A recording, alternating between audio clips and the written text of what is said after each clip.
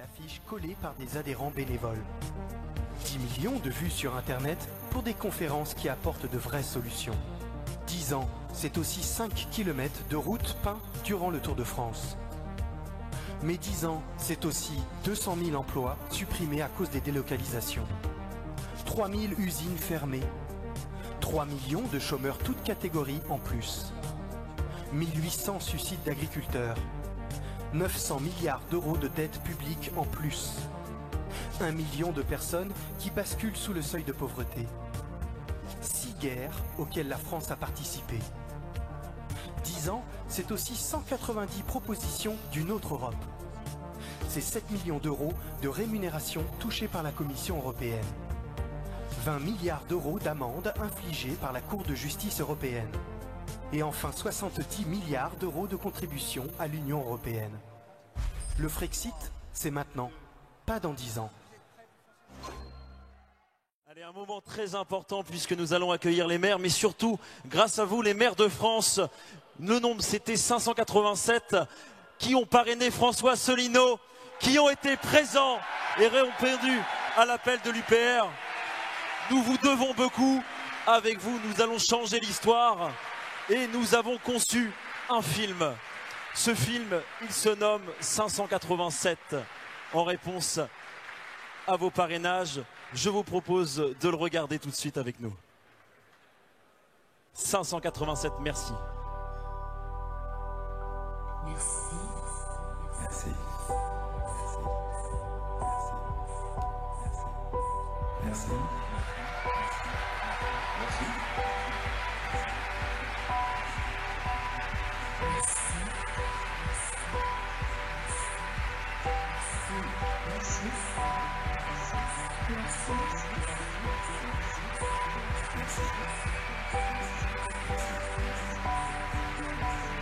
Merci. Merci.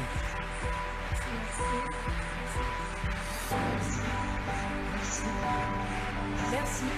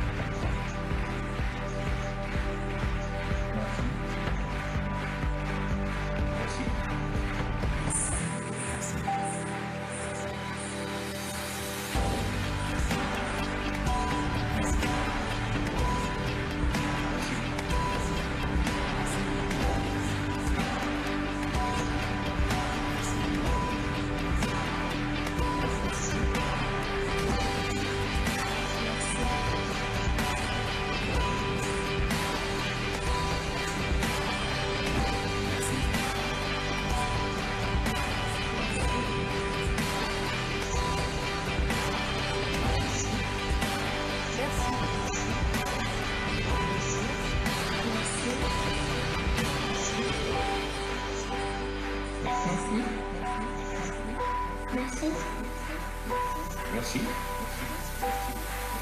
Merci. Merci.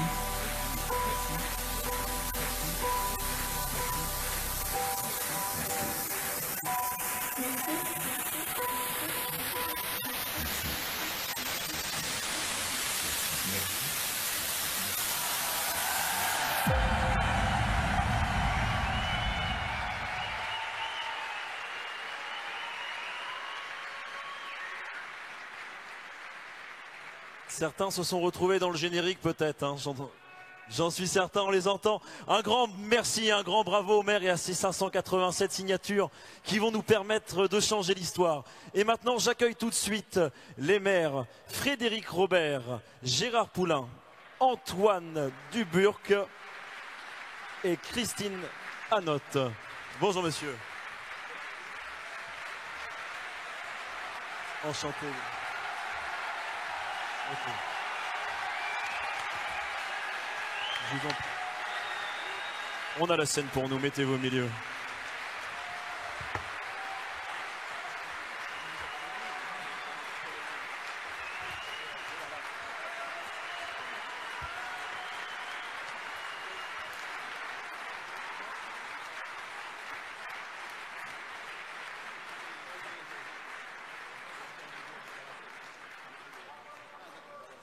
Allez, on va donner la parole d'abord à Frédéric Robert, maire de la commune de Monetier-Almont, dans les Hautes-Alpes.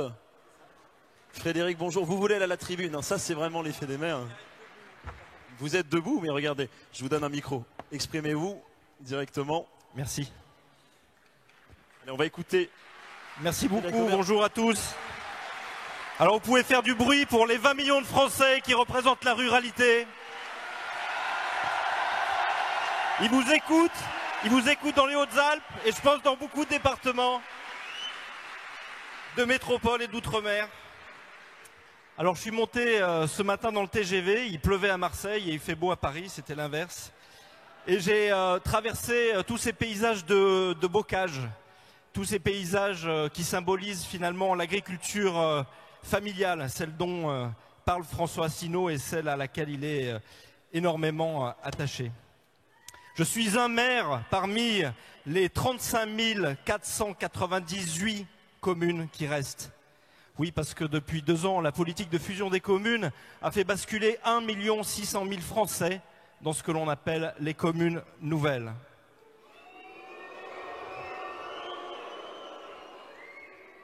Je viens ici, j'ai beaucoup réfléchi avant de venir ici, et puis je me suis dit que quelque part, pour porter ces 3 couleurs, il fallait parfois prendre sur soi et surtout savoir porter le message de souffrance, d'inquiétude des habitants de mon village qui voient leur commerce se fermer petit à petit.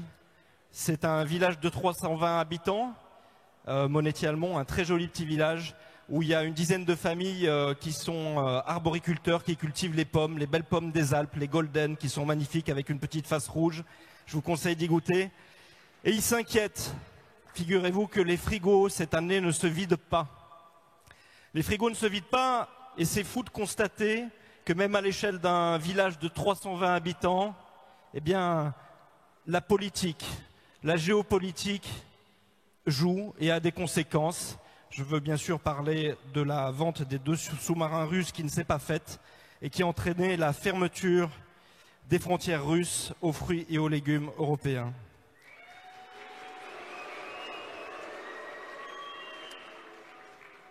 Alors j'ai hérité en 2014, c'est mon premier mandat, j'ai été élu d'un village extraordinaire pour lequel je me suis battu. Il a fallu se battre pour conquérir la mairie, c'était une bataille, la politique.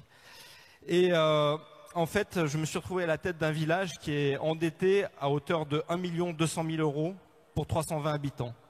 Je ne sais pas si vous réalisez, mais c'est 3 750 € par habitant.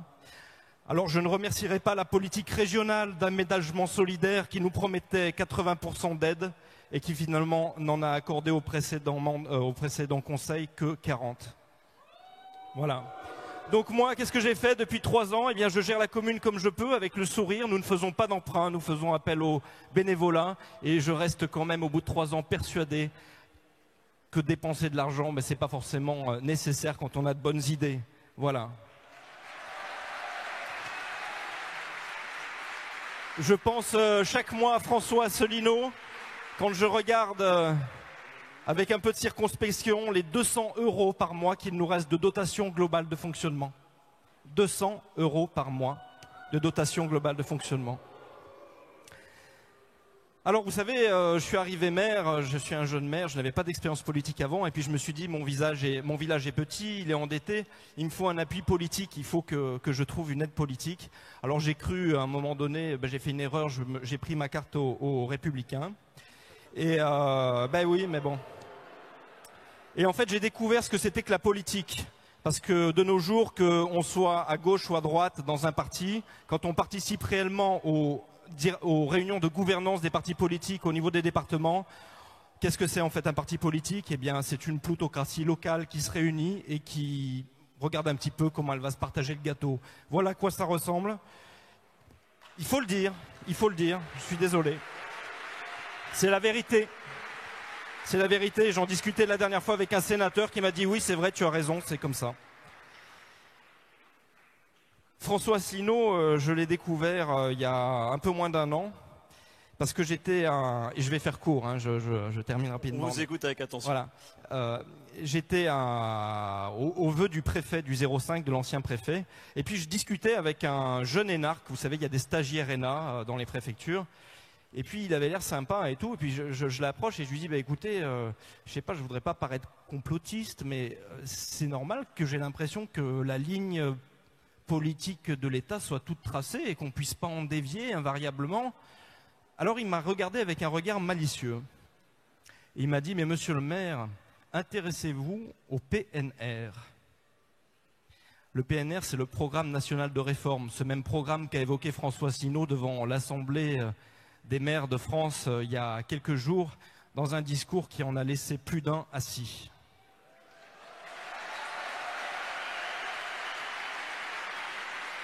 Mais il n'y a pas que le PNR, il n'y a pas que le Programme national de réforme qui est directement conditionné par les recommandations européennes. Il y a aussi ce qu'on appelle le schéma régional d'aménagement et de développement, le SRADET, qui prévoit l'avenir des territoires à l'horizon 2030, sans avoir consulté aucun Français d'ailleurs pour en définir la politique. Et ça serait intéressant d'ailleurs que les journalistes s'intéressent à ce fameux SRADDT, qui détaille déjà les futurs counties dont parle François Asselineau. Alors ça ne s'appelle pas des counties, mais ce sont des zones d'études qu'on appelle des mailles, qui n'ont plus rien à voir avec l'échelle départementale. Et je conseille aux journalistes de s'intéresser à ces documents, qui ne sont pas facilement accessibles d'ailleurs.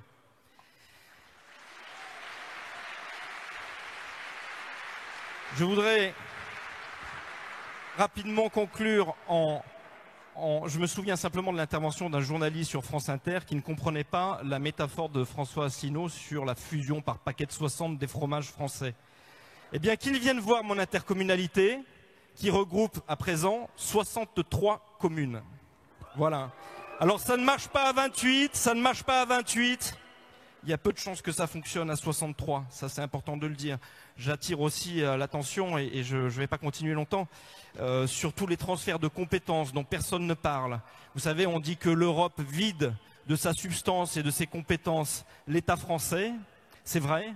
Eh bien, les intercommunalités ont exactement la même fonction que Bruxelles par rapport aux communes. C'est-à-dire que petit à petit, les intercommunalités nous dépouillent, salut, je t'avais pas vu, nous dépouillent de toutes les compétences, et la plus redoutable pour la ruralité, écoutez bien ce que je vous dis, ça va être en 2018, à partir de 2018, Monsieur Poulain pourra vous le confirmer d'ailleurs, ça va être la compétence de l'eau et de l'assainissement. Et puis j'en finis en vous disant que j'avais rencontré une fois au Sénat l'ancien ministre de l'économie, Emmanuel Macron. Et alors j'avais couru après lui et j'avais dit, monsieur le ministre, je suis maire d'une commune super endettée, je viens juste d'arriver, aidez-moi, je vous en supplie. Alors il y avait son directeur de cabinet adjoint à côté qui s'appelait Emmanuel Lacresse, et je lui ai parlé de l'endettement du village. Et il m'a dit, bah oui, dis donc, c'est embêtant ça. Il m'a dit, mais vous avez des forêts? J'ai dit oui. Il m'a dit, ah c'est bien. Il me dit, vous avez un patrimoine locatif? Ah, je dis, bah oui. Eh ben, il faut le vendre. Alors, je regrette que tous les maires qui ont parrainé Emmanuel Macron n'aient pas entendu ce qu'il m'a dit. Parce que non, monsieur Macron, la commune, la France ne sont pas à vendre. Bravo.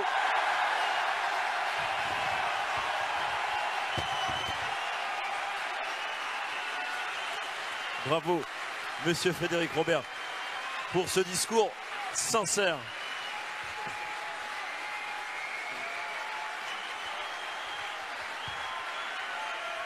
Je veux juste rajouter qu'il faut que vous soyez conscient. Il est arrêtable. Il faut que vous soyez conscient que vous êtes véritablement le sel de la République. Et que sans vous, aujourd'hui, plus rien n'aurait de goût.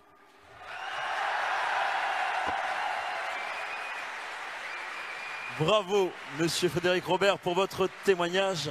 Témoignage cette fois-ci de la première adjointe au maire, Alizio Calvados. J'ai une petite question avant de vous faire lever, Christine Aroth. Vous étiez parmi les premières ici, vous, non? Est-ce qu'il y a 10 ans c'était comme ça? Est-ce qu'il y avait autant de monde il y a 10 ans?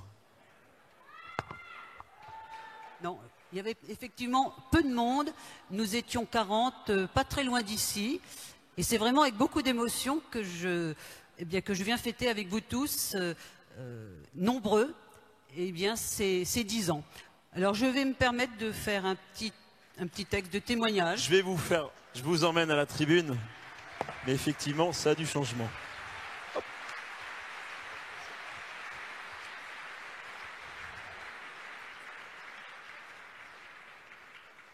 C'est vrai, je le redis avec beaucoup d'émotion parce que,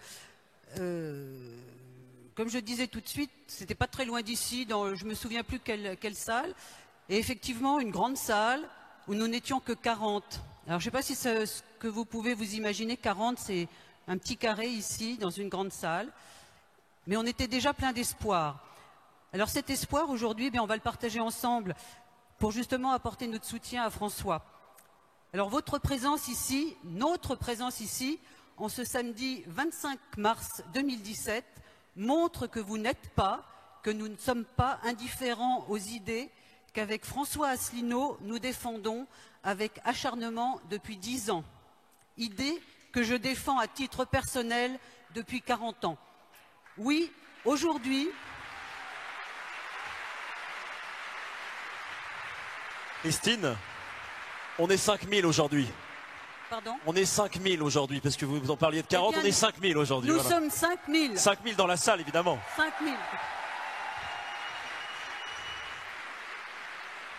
Et 20 312 adhérents actuellement.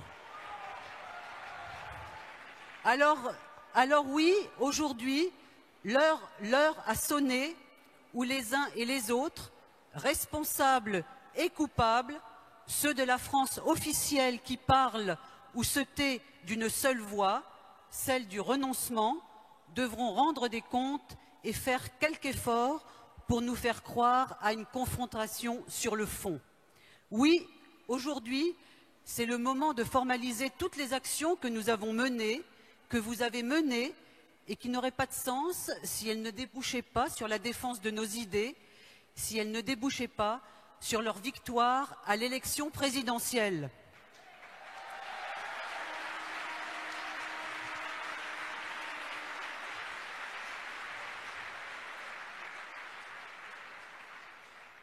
Oui, aujourd'hui, c'est le moment d'informer ceux qui n'ont pas encore perçu toute la dimension des changements nécessaires à notre pays et de les impliquer dans ces changements, porteurs de notre futur, porteurs du futur de la France. Alors oui, aujourd'hui, soutenir François Asselineau, c'est travailler tous ensemble avec une adhésion à la vision d'avenir qu'il a de la France, de l'Europe, du monde. Soutenir François Asselineau, c'est avoir la capacité d'endurer les difficultés. Elles ne manquent pas.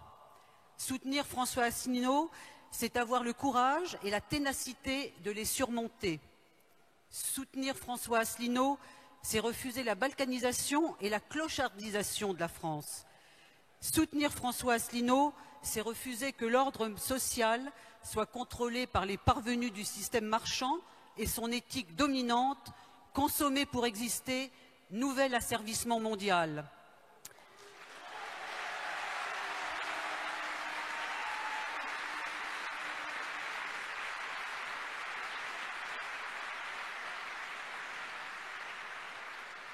Soutenir François Asselineau parce qu'aujourd'hui comme hier, la seule querelle qui vaille, c'est celle de l'homme.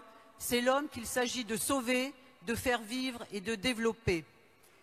Soutenir François, c'est signifier à ceux qui prétendent qu'il faudrait se résigner à l'ordre de Maastricht, d'Amsterdam, de Lisbonne, édicté par la Bundesbank, contresigné par Bruxelles, et traîner le boulet d'une identité européenne dans la galère d'Euro Disney, que nous ne nous résignerons pas.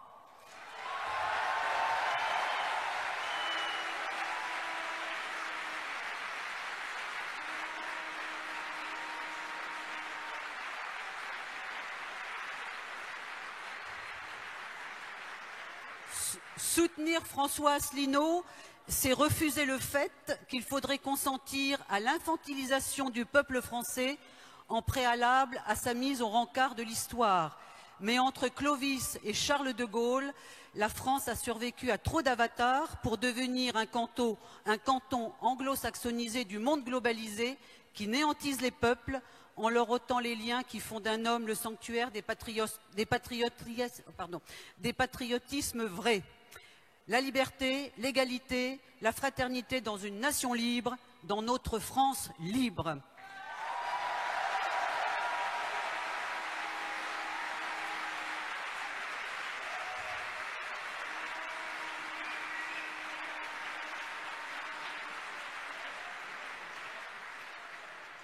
Soutenir François Asselineau simplement parce qu'il ne confesse pas au culte bruxellophile ni ne s'excuse d'être français.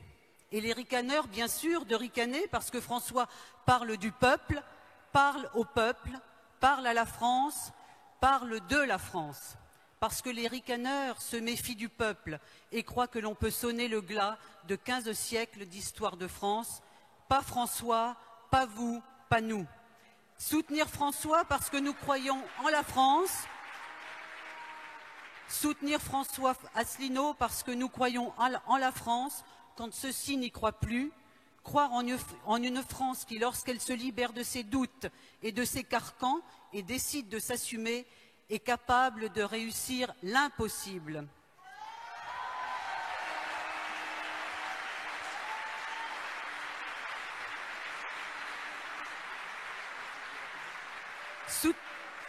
Soutenir François parce qu'il croit à la permanence des peuples et la nécessité de protéger leur mémoire. Soutenir François parce qu'il croit en l'indépendance de la France. Soutenir François, c'est être ses complices S Rébellion. Et parce qu'aujourd'hui, on nous joue déjà le deuxième tour de l'élection, faisant en sorte que François soit comme l'appel du 18 juin qui a sidéré les habiles et dérouté les politologues. Avec François...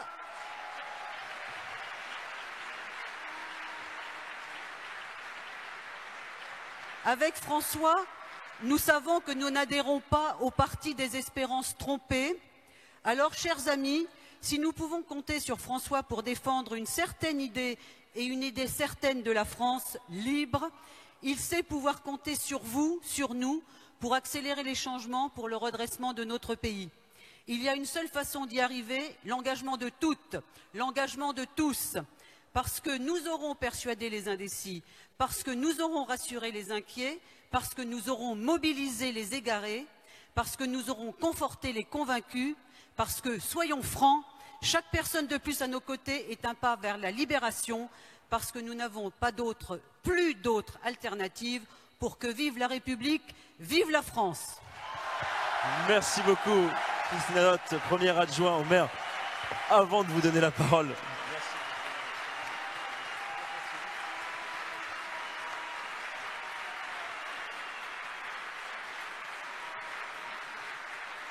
allez, avant de retrouver Gérard Poulain, notre prochain invité et maire du Calvados, nous allons regarder un petit reportage. On se promène, on voyage dans plusieurs petites communes de France, à Montpellier, à Perpignan, à Paris. Vous allez voir tout ça.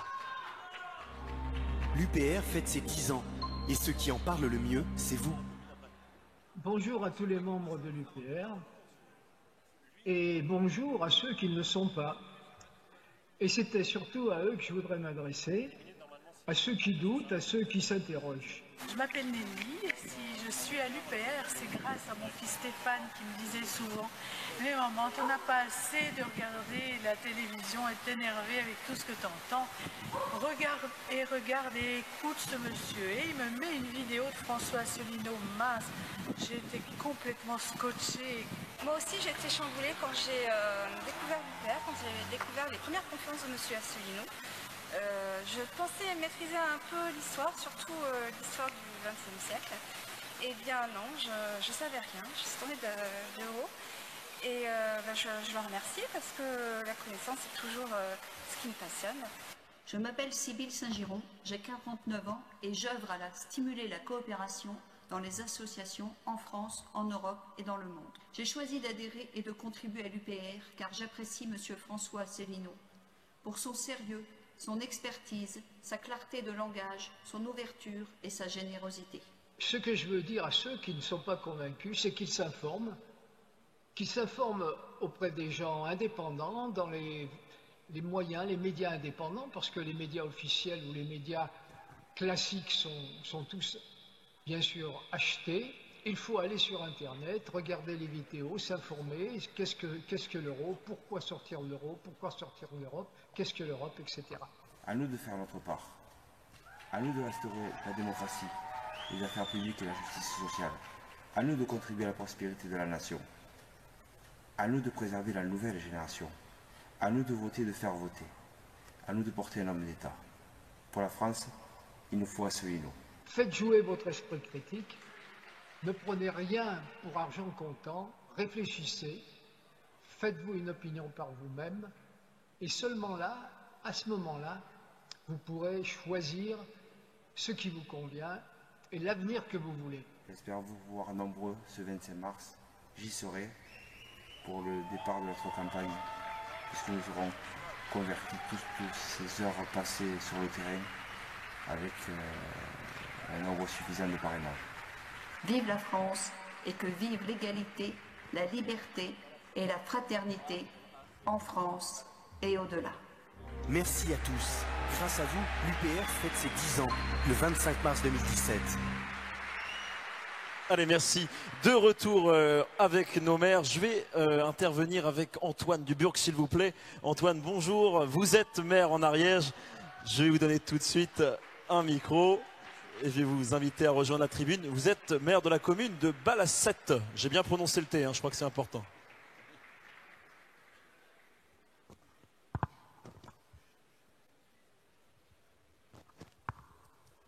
Bonjour à tous. On peut l'applaudir très fort, on peut l'acclamer.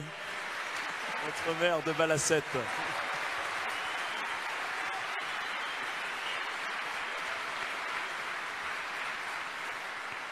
Je suis ch'ti de naissance, j'ai grandi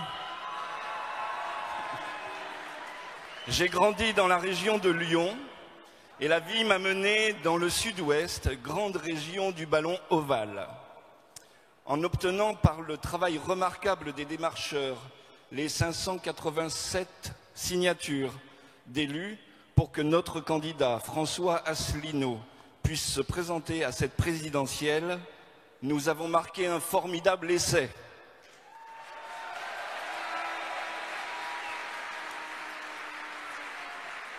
Il ne nous reste plus qu'à le transformer. Les organisateurs de ce rassemblement m'ont demandé de préparer un petit texte pour vous expliquer comment j'en suis venu à parrainer François Asselineau. Depuis longtemps déjà, je savais que pour être en accord avec mes propos, il me faudrait participer à un conseil municipal. Je ne pensais pourtant pas devenir maire.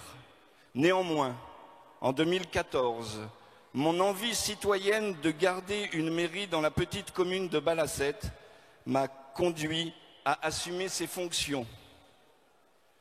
Pour m'être intéressé très jeune à la politique, j'avais une petite idée de la tâche qui m'attendait. J'avais eu l'occasion d'être présent à plusieurs réunions de conseil municipal et j'avais jadis aidé un ami écolo dans sa campagne pour des cantonales.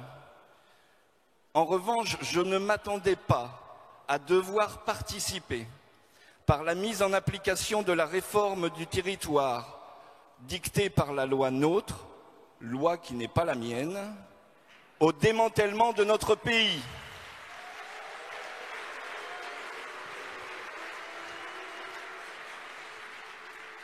Nous avons vaguement entendu parler des regroupements des régions. Nos dirigeants ont même eu l'audace de nous proposer d'en choisir les noms. Peu d'entre nous ont entendu parler des regroupements de communautés de communes et encore moins des regroupements de communes. Regroupements qui ne sont pas expressément imposés, bien sûr que non. En réalité, la baisse d'un tiers des financements de l'État aux communes, comme suggéré par Bruxelles, programme la mise en faillite des communes ayant peu de ressources. Après avoir fait ce constat macabre, Début 2016, un de mes proches m'a conseillé d'aller voir sur YouTube un certain Asselineau. J'étais alors déjà décidé à parrainer un candidat aux prochaines présidentielles, si tant est qu'il y en ait un qui parle vrai. Toujours avec les conseils de ce même proche, j'ai commencé par visionner la conférence sur l'histoire. Passionnante.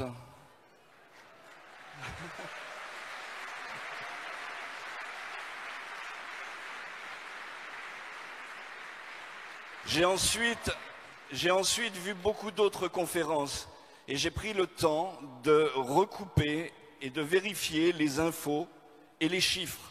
Tout le monde sait ici que tout ce qui est dit dans ces conférences est sourcé.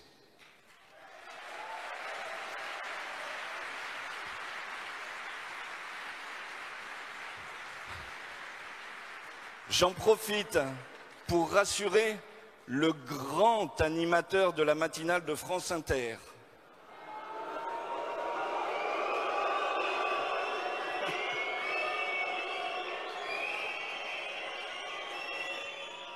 Tu vois, Patrick, nous ne t'avons pas attendu pour bien nous informer.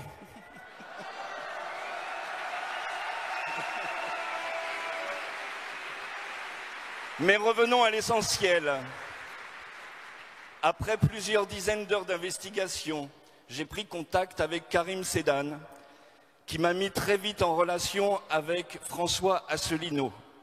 Dans mon témoignage qui a accompagné nos courageux démarcheurs, j'explique la rencontre avec un homme courtois et à l'écoute, même s'il est très bavard. J'avais enfin trouvé un candidat qui parle vrai et qui est capable de nous rassembler tous.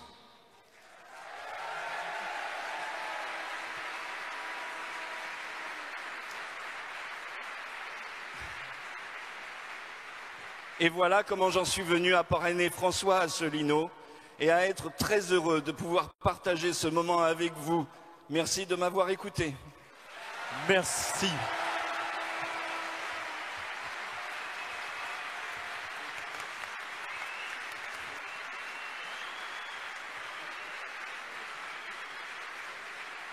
Bravo, Monsieur Duburc. On va accueillir le 4e maire. Tout à l'heure, j'ai parlé du Calvados, mais je voulais bien sûr parler de la commune du Vieux-Bourg. Monsieur Gérard Poulain, bonjour. Monsieur Gérard Poulain, une petite question. Comment on appelle les habitants du Vieux-Bourg? Les Vétéroburgiens. Je n'aurais pas deviné moi-même. Très bien.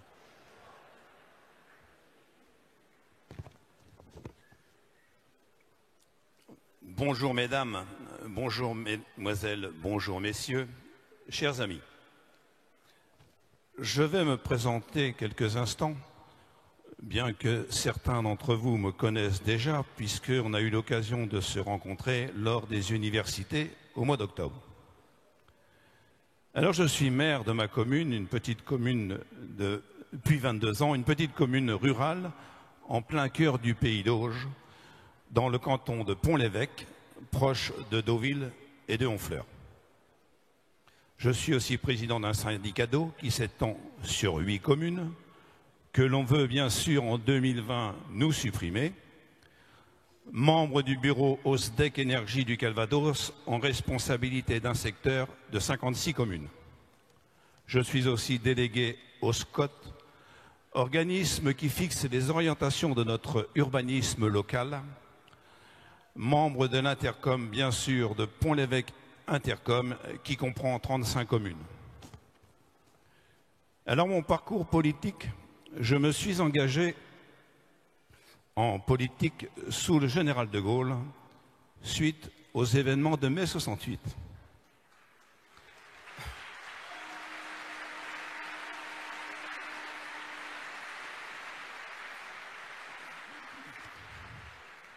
J'avais seulement 17 ans. J'ai pu observer le courage de ce grand homme pendant cette période mouvementée avec une admiration pour son courage et sa détermination. Ensuite, j'ai adhéré au RPR avec Jacques Chirac en 1976 lors de la création de son mouvement et j'étais responsable secrétaire de circonscription de la 4e circonscription. Puis un passage à l'UMP en tant que délégué départemental pendant 2 ans. J'étais présent donc au congrès fondateur de cette UMP. Et là, il était bien difficile, pendant 2 ans, oui, et là, bien sûr, il était difficile d'avoir toujours des convictions dans l'UMP. Alors c'est ce genre de mouvement où l'on vous passe sans cesse la main sur le col en vous disant « Ah, mon cher ami, maire, c'est un bel engagement ». Au service de ses concitoyens, et avec de l'autre main, eh bien, on vous fait les poches, en quelque sorte.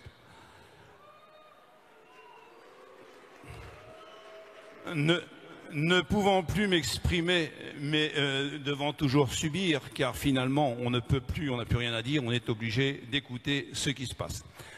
Je ne me sentais plus moi-même, moi qui suis un combattant pragmatique, et avec cette envie de toujours avancer dans le concret. Et puis j'ai entendu parler de l'Union populaire républicaine et là, j'ai découvert François Asselineau.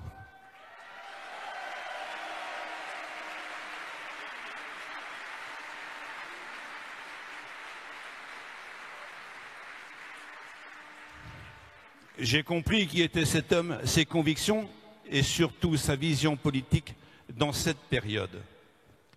Et ce qui est particulier chez François Asselineau, c'est surtout lorsqu'on regarde ses vidéos. On a envie de voir les autres. On deviendrait accro. Oh, c'est pratiquement aussi puissant qu'une drogue.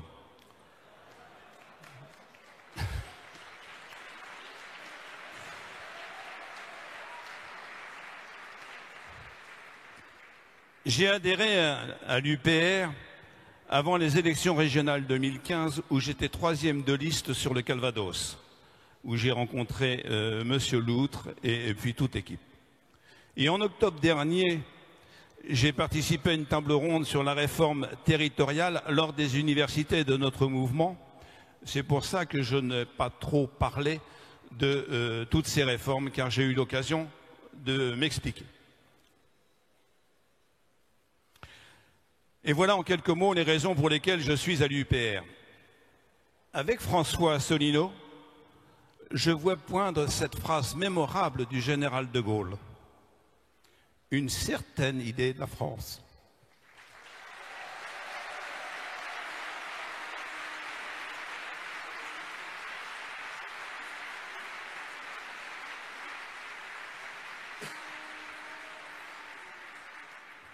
Aujourd'hui, mes chers amis, le 25 mars 2017, 10 ans jour pour jour après le congrès fédérateur de notre mouvement, c'est aussi le 60e anniversaire du traité de Rome.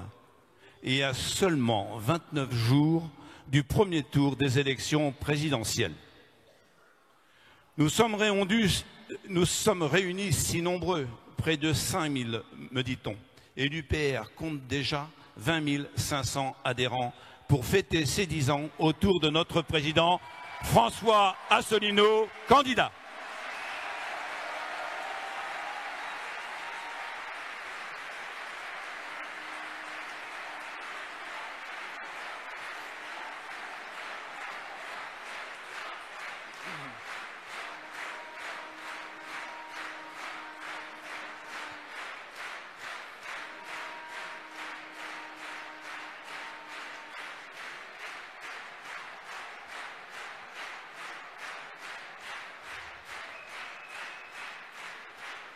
Alors,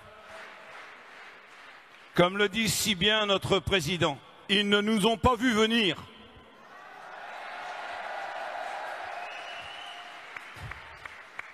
Et nous sommes dans la campagne présidentielle. Quel parcours! Alors, mes amis, s'ouvre devant nous le chemin de l'Élysée. Une période très intense, mais aussi une période relativement courte pour convaincre et entraîner avec nous tout ce monde qui ne veut plus de belles promesses. Et on nous explique que nous n'avons plus le choix. Le diagnostic, il est constant. Depuis des années, on détruit les fondations de notre maison la France pour soi-disant alléger les dépenses.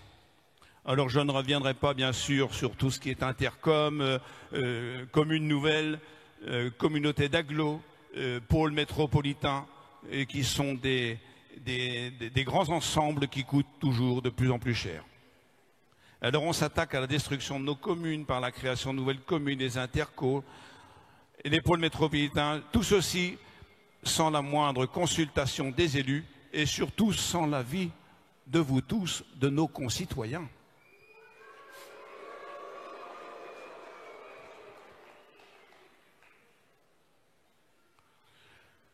Et on a vidé la coquille des communes depuis le mois de... On a vidé la coquille des communes et depuis le 2 mars dernier, on a retiré les cartes d'identité. Alors aujourd'hui, sur le département du Calvados, un département qui comptait 705 communes, aujourd'hui, avec les communes nouvelles, ça doit être 605 de mémoire, nous avons plus que 24 communes seulement pour faire une carte d'identité. Le problème, c'est qu'aujourd'hui, vous avez des départements voisins qui ne sont pas équipés, je pense notamment à l'Eure, dans la Manche ou dans l'Orne, eh bien, ils prennent rendez-vous parce que vous n'êtes plus obligé de respecter l'endroit où vous habitez. En fait, vous allez, où vous avez un rendez-vous pour faire votre carte d'identité. Je vois à Pont-l'Évêque notamment, eh bien, vous avez les rendez-vous, le cahier de rendez-vous est complet jusqu'au mois de juin. Si vous devez réaliser une carte d'identité en urgence, eh bien vous ne pouvez plus, ou alors il faut aller voir ailleurs. Voilà le service public que l'on nous a créé.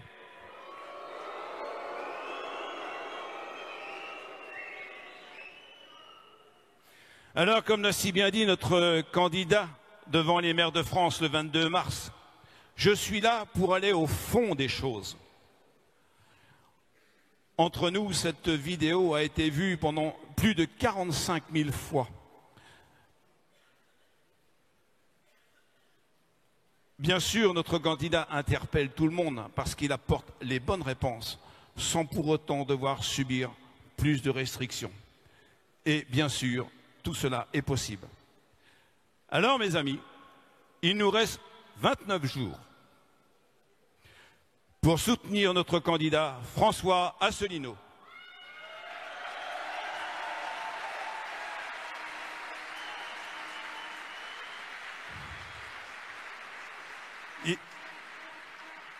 Il nous reste 29 jours pour entraîner tous les électeurs avec nous.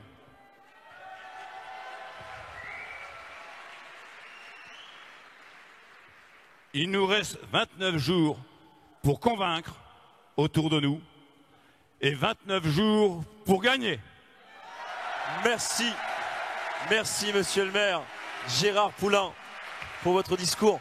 Je vais vous demander, s'il vous plaît, Frédéric Robert, Christine Anotte et Antoine Duburc, de vous rapprocher de moi, de vous mettre au milieu. Mettez-moi avec vous, s'il vous plaît. Frédéric Robert, rejoignez-moi. J'ai envie qu'on fasse une petite expérience, en fait, puisque vous savez que dans certains partis politiques, eh bien, paraît-il, on paie des comédiens, on paie des figurants pour être présents, parce qu'on a du mal à remplir les salles. Moi, je ne cite aucun parti. Alors, je voudrais savoir, moi, tout simplement, si dans ce parti, si aujourd'hui, à l'UPR, on a des comédiens. Si les comédiens de l'UPR sont là, enfin, si il y a des comédiens, eh bien, je voudrais les voir assis, et je voudrais voir le reste debout.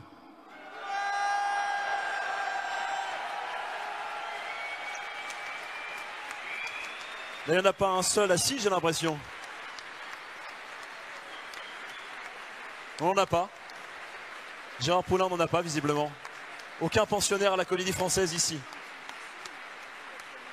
Les gens de conviction n'ont pas besoin d'être comédiens. Merci, Christine. Merci à vous, chers amis, chers maires. Et grâce à vous, l'histoire se construit chaque jour. Antoine Duburc, Christiane Anotte, que je vous demande d'applaudir, Frédéric Robert et Gérard Poulain. Je vous propose... Merci encore. Merci de leur présence et de leur témoignage.